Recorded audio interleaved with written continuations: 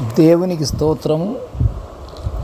అనుదిన దేవుని వాక్య ధ్యానమునక ఈరోజు 2024 సంవత్సరము సెప్టెంబర్ నెల 30వ తారీఖు.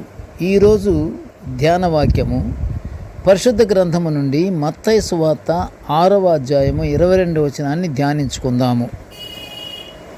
ధ్యాన వాక్యాన్ని ఒకసారి మనము చదువుకుందాము.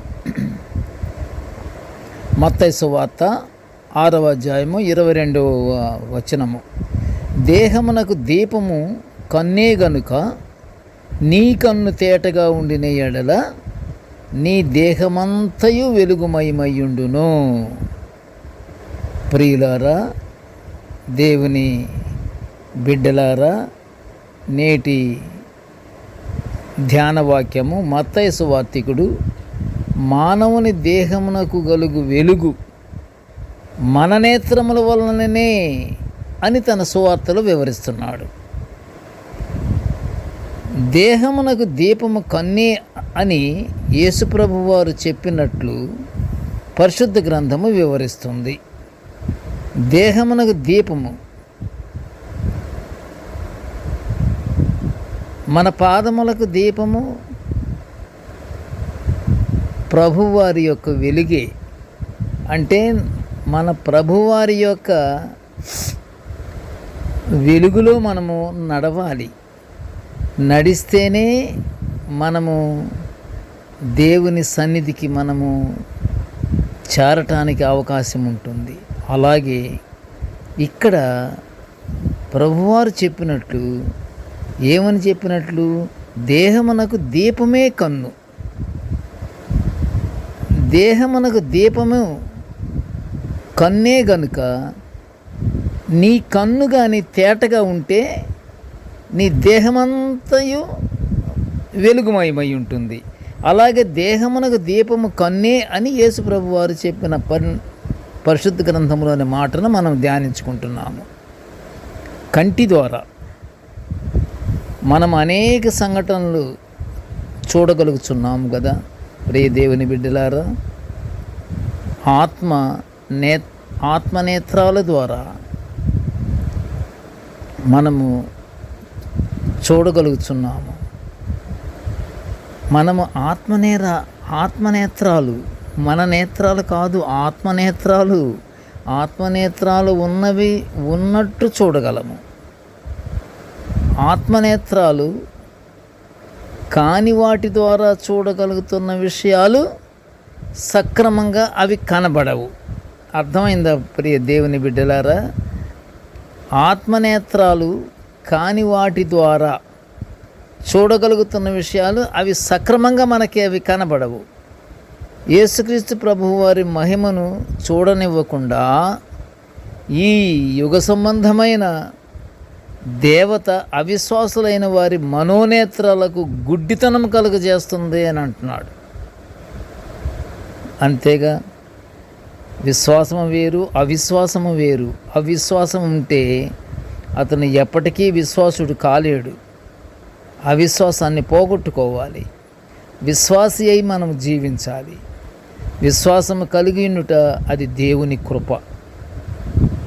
విశ్వాసము కలిగి ఉండటం దేవుని కృప. జాగ్రత్తగా అర్థం చేసుకోండి ప్రియ దేవుని బిడ్డలారా. విశ్వాసము లేకుండా అవిశ్వాసులైన వారి మనోనేత్రాలకు అది గుడ్డితనం కలుగజేస్తుందట. కనుక విశ్వాసము కలిగి ఉండుట దేవుని కృప. అంటే మనము దేవుని కృప కొరకు మనం ఎదురు చూడాలి. మనం దేవుని కృప మనకు అనుగ్రహించమని దేవుని ప్రార్థించాలి. దేవుని కృపగానుంటే మనం విశ్వాసము కలిగి ఉంటాము. మనం విశ్వాసము కలిగి ఉంటే మనం దేవుని బిడ్డలం అవుతాము. యేసు ప్రభువు వారి జననము, పరిచర్య, ఆయన మరణమును, ఆయన పునరుద్ధానమును విశ్వసించిన మానవాళికి జీవమార్గము, ప్రవేశము తప్పకుండా దొరుకుతుంది.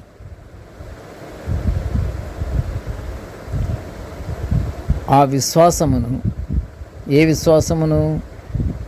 యేసు ప్రభువు వారి యొక్క జననము, పరిచర్య, ఆయన మరణము, ఆయన పునరుద్ధానము విశ్వసించాలి.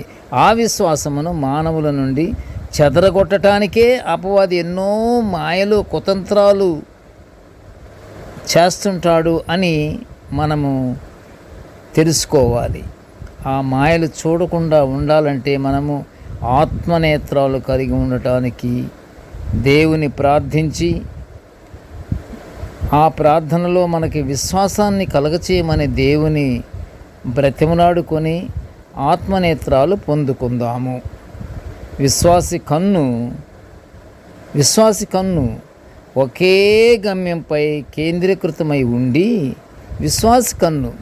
విశ్వాసం గలవాడి యొక్క కన్నులు మాత్రము ఒకే గమ్యంపై ఉంటుంది. ఆ విశ్వాసకి 100 గమ్యాలు కనిపిస్తూ ఉంటుంటాయి. అర్థమైందా?